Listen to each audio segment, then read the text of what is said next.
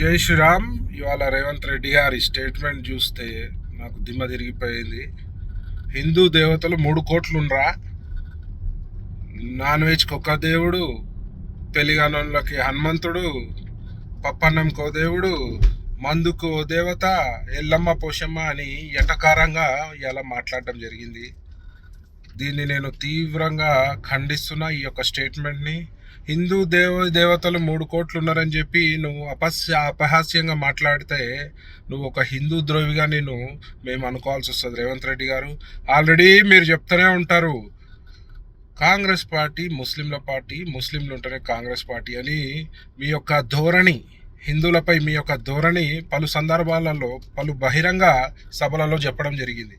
ఒక అడుగు ముందుకేసి వాళ్ళ దేవీ దేవతలని అపహాస్యం చేసుకుంటూ మరి కించపరిచే విధంగా, మరి ఇవాళ దారుణంగా ఇవాళ ముక్కోటి దేవతలను అవమానపరిచే విధంగా మాట్లాడడం మాత్రము చాలా తప్పుగా నేను భావిస్తున్నా.